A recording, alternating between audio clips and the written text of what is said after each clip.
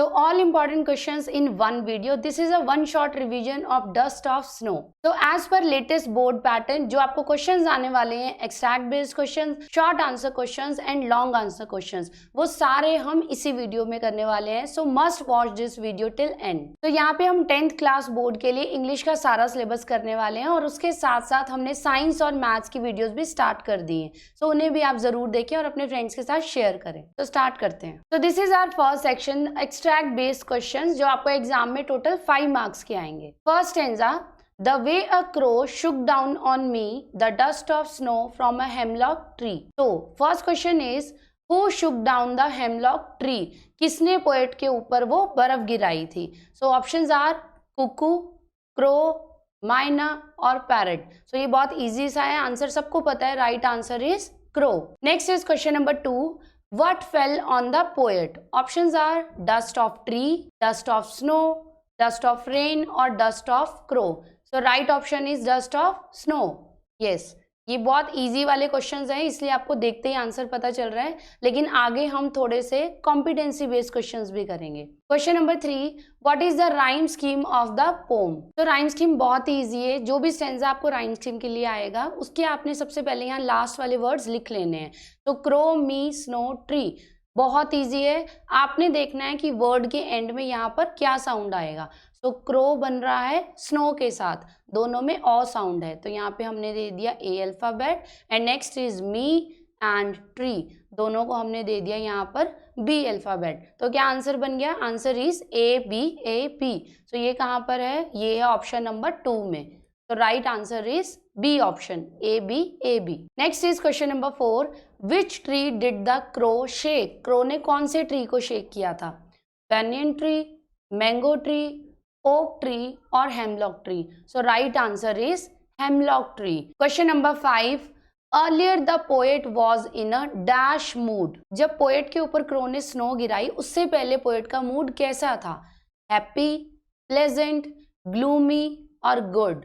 तो उससे पहले पोएट का मूड था ग्लूमी. पोएट जो है वो बहुत ही डिप्रेस था. Now this is second extract. Has given my heart a change of mood and saved some part of a day I had rued. Question number 1. What was the effect of the fall of the dust of snow on the poet? Poet के ऊपर snow के गिरने का क्या प्रभाव पड़ा? A option, it changed his mood, changed his luck, changed his car and changed his job. अब obvious options इतने इजी दिए हुए हैं कि हमें आंसर पता चल गया. आंसर है it changed his mood. Poet का मूड बहुत खराब था, लेकिन जैसे ही उसके ऊपर स्नो गिरी उसका मूड चेंज हो गया, अच्छा हो गया. Next is question number 2. Give a rhyming word of crow from this extract. अब यहाँ पर वर्ड है क्रो. एंड में यहाँ पर क्या साउंड आ रहा है? हमें यहाँ पर साउंड आ रहा है ओ का. तो हमें देखना है कि जो वर्ड्स गिवन है उसमें ओ का साउंड कहाँ आ रहा है. Heart, rude, hemlock, snow. तो ओ का साउंड आ रहा है स्नो में. तो जो क्रो और स्नो ये दोनों वर्ड्स ये आपस में राइम करते हैं. So right answer is D. Question number 3. What was saved for the poet? Poet के लिए क्या सेव किया गया? His whole day, a few days, some part of the day, the whole week. तो ये थोड़ा सा ट्रिकी क्वेश्चन है, आपने ध्यान से स्टेंजा पढ़ना है. इसका राइट आंसर है C, some part of the day he saved. Next is which word is the synonym of feel, remorse और regret? regret means पछतावा होना. तो इसका सिनोनियम क्या है? सिनोनियम का मतलब है सेम वर्ड. यहाँ पर 4 वर्ड्स दिए हुए हैं, हमें regret का सिनोनियम ढूंढना है. तो options are change, rude, mood and saved. So poem में ये वर्ड आया हुआ है जिसका हमें मीनिंग अच्छे से पता है. Right answer is rued. Rued का मतलब है रिग्रेट करना, पछतावा होना. Next is question number 5. The poet of the poem is. अब यहाँ पे काफी सारे पोएट दिए हैं. Walt Whitman, John Berryman, Robin Klein and Robert Frost. वैसे तो आप लोग बहुत इजीली इसको लर्न कर लोगे, बट इसका एक और ट्रिक है लर्न करने के लिए. हमारी पोम का नाम क्या है? पोम का नेम है डस्ट ऑफ स्नो. अब यहाँ पे जो वर्ड है स्नो और यहाँ पर वर्ड है फ्रॉस्ट. स्नो और फ्रॉस्ट आपस में मिलते जुलते वर्ड हैं. फ्रॉस्ट क्या होती है? फॉर एग्जाम्पल कोई भी लोहे की पाइप है और अगर उसे बाहर ठंड में रख दिया जाए तो उसके ऊपर जो छोटी छोटी पानी की बूंदें होती हैं वो बर्फ की तरह जम जाती हैं. That is Frost. तो स्नो और फ्रॉस्ट आप आपस में बहुत इजीली कंपेयर करके लर्न कर सकते हो। So dust of snow written by Robert Frost. इसके बाद आप यहाँ पर कभी कंफ्यूज नहीं होंगे। आगे चलते हैं। अब यहाँ पर पूरी पोम को एक साथ दिया गया है, दोनों स्टेंजाज एक साथ हैं, लेकिन इसका मतलब ये नहीं है कि हम क्वेश्चंस को रिपीट करेंगे। इन्हीं स्टेंजाज को और किस तरह से आपको क्वेश्चन आ सकते हैं वो करने वाले हैं। Question number 1, of the many symbols the hemlock tree represents, choose the one that Frost drew upon in all likelihood. For this poem, symbol of poem में पोएट ने बहुत सारे सिंबल्स यूज किए। यहाँ पर क्वेश्चन पूछा गया है कि हेमलॉक ट्री और किस चीज को सिंबलाइज कर रहा है पोएम में। तो ऑप्शंस हैं longevity, togetherness, healing and protection. तो क्या है राइट आंसर? राइट आंसर है healing. Next is question number 2, identify the option that does not use the word rue correctly. Rue का क्या मतलब है? रिग्रेट।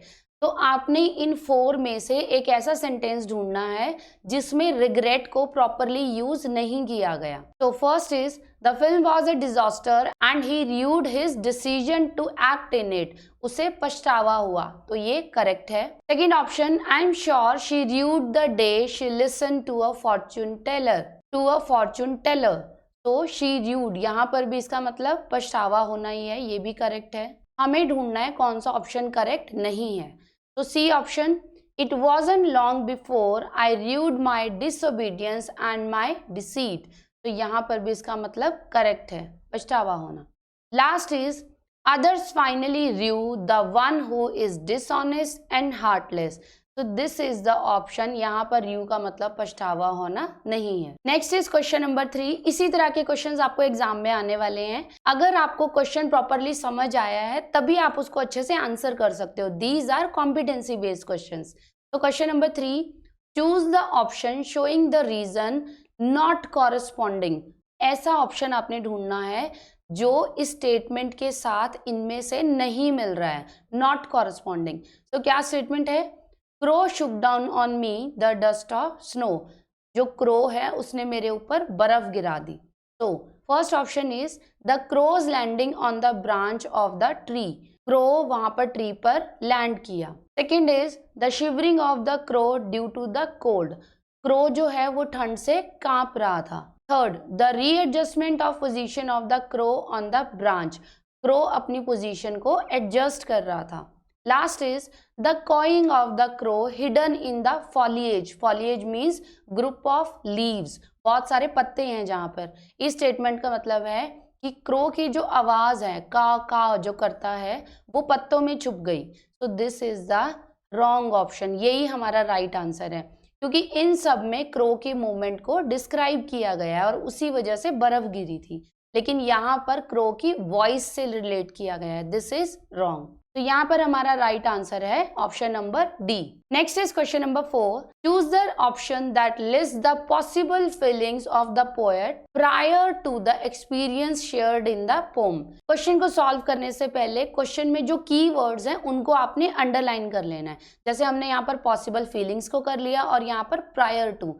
ये पूछा गया है कि जब पोएट का मूड चेंज हुआ उससे पहले उसकी कैसी फीलिंग्स थी। तो यहाँ पर हमें 7 ऑप्शंस दिए गए हैं और इन 7 ऑप्शंस को बाद में 4 ऑप्शंस में पूछा गया है। तो आपने चूज करना है इन 7 में से कौन से राइट ऑप्शंस हैं। तो options are reassured, disappointed, curious, demotivated, thankful, disheartened and impulsive. अब इतने सारे ऑप्शंस को देखकर कंफ्यूज नहीं होना है, आपने ये देखना है कि ऑप्शंस में क्या दिया है।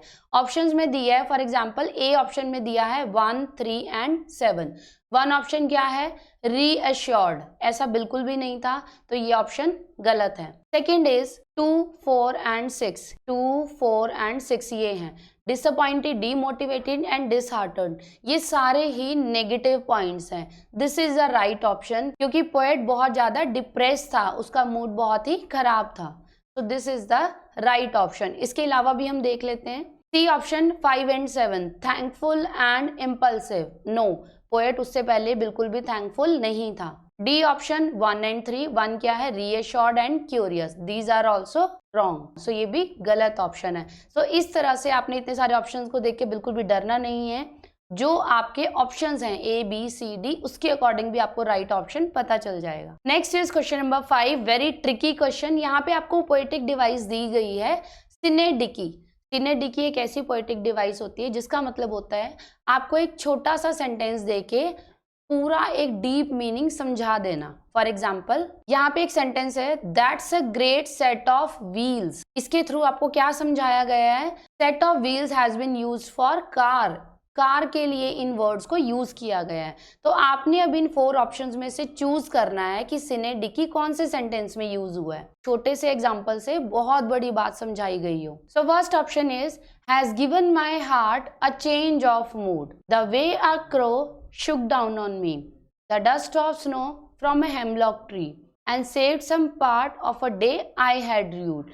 तो यहाँ पर इन चारों के चारों ऑप्शंस में से जो हमारा फर्स्ट ऑप्शन है, has given my heart a change of mood, ये एक लाइन है लेकिन ये हमें बहुत सारी बातें बता रही है।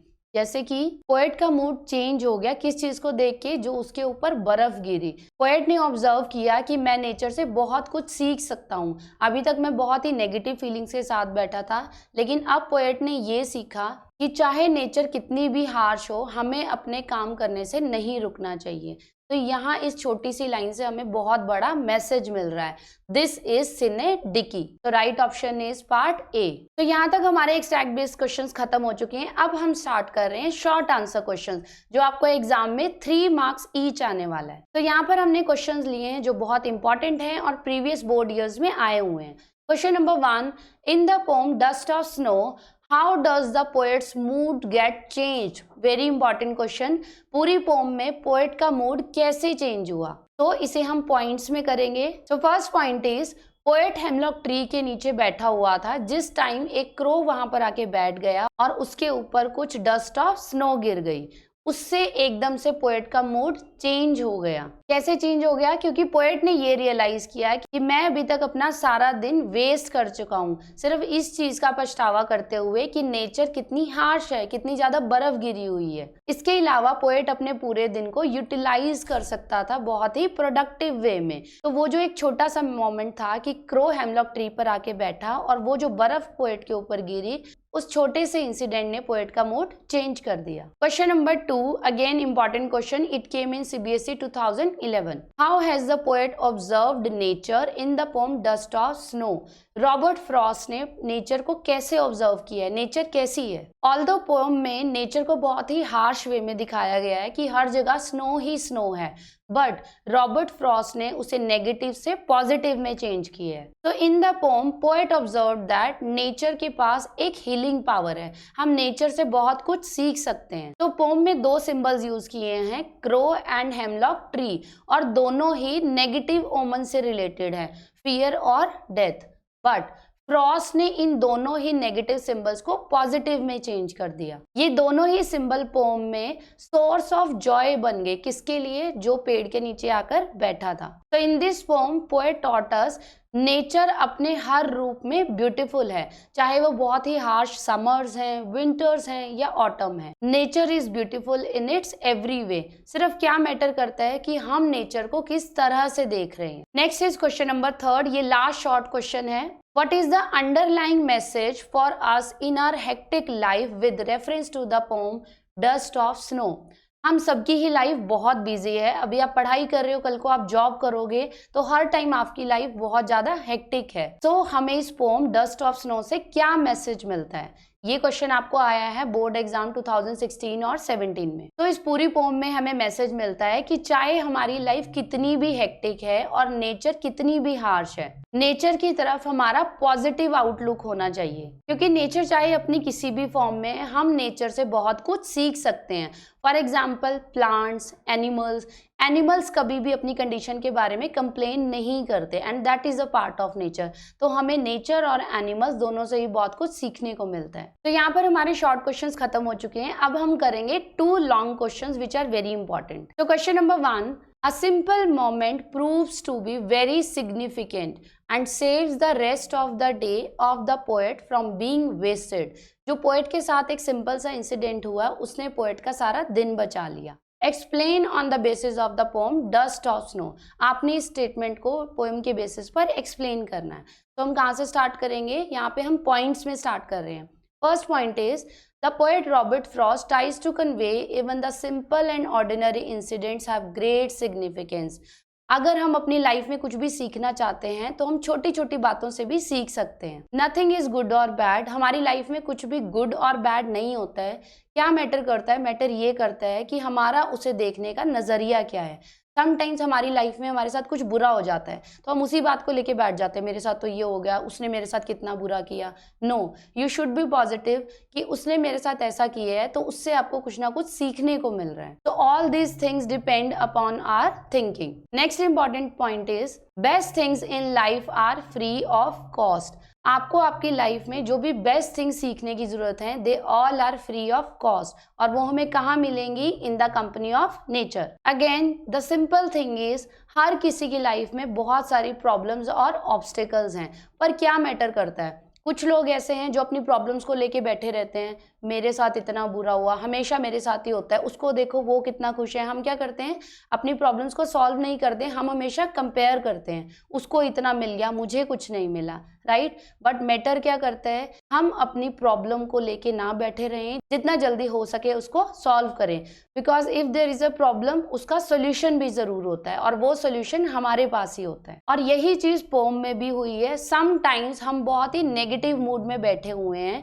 तो छोटे छोटे इंसिडेंट्स जो हमारे आसपास होते हैं, हो सकता है आपने किसी एनिमल को देखा, हो सकता है आपने नेचर को देखा, और वहां से आप बहुत कुछ सीख सकते हो। That will definitely change your mood. तो इस पोम में भी पोएट ने ये लर्न किया है कि उसने अपना आधा दिन वेस्ट कर दिया सिर्फ ये सोचकर कि बाहर कितनी ठंड है, मुझे काम पे जाना पड़ रहा है, मेरे साथ कितना बुरा हो रहा है। बट बाद में पोएट का मूड चेंज हो जाता है जब क्रो हेमलॉक ट्री पर आके बैठता है और उसे इस बात का पछतावा होता है कि मेरी सोच कितनी नेगेटिव थी, काश मैं अपना पूरा दिन वेस्ट ना करता। तो यहाँ पर पोएट ने इस चीज को समझ लिया था कि नेचर का कितना भी एडवर्स टाइम हो, हमें उसे पॉजिटिवली ही लेना चाहिए और अपना काम कभी भी रोकना नहीं चाहिए।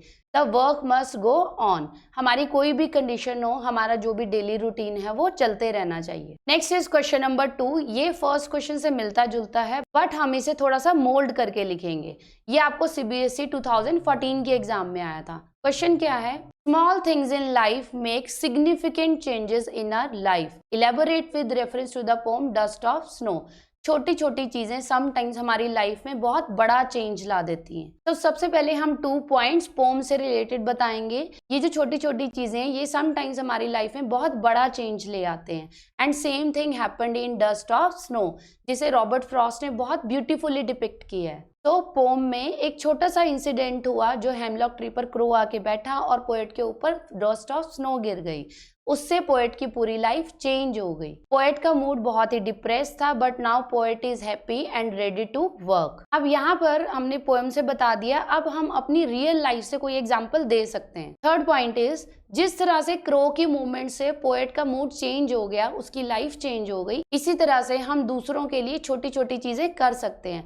फॉर एग्जाम्पल, अगर हम किसी को छोटी सी एक पॉजिटिव बात बोल दें तो उसका पूरा दिन बहुत अच्छा जाता है। फॉर एग्जाम्पल, आपने क्लास में एक छोटा सा आंसर दे दिया और आपको बोला जाए आज आपने बहुत अच्छा काम किया है, बहुत अच्छा आंसर था आपका, या फिर आज आप होमवर्क करके लाए और मैम आपको बोल दे देखो आज ये बच्चा कितना अच्छा होमवर्क करके लाया है, तो उससे आपको मोटिवेशन मिलती है, नेक्स्ट टाइम आप उससे भी ज्यादा अच्छा काम करके लाओगे। आपके कुछ पॉजिटिव वर्ड्स किसी और की जिंदगी को बहुत ब्राइट कर सकते हैं। फोर्थ पॉइंट, इसी तरह की चीजें कुछ पोएट के साथ हुई हैं। पोएट का आधा दिन वेस्ट हो चुका था, लेकिन उस इंसिडेंट के बाद पोएट ने रियलाइज किया कि हमें अपना आउटलुक हमेशा पॉजिटिव रखना चाहिए। तो हमने पूरी पोम से क्या सीखा है, noticing and appreciating the things. दूसरों की छोटी छोटी बातों को नोटिस करना और उनको अप्रिशिएट करना।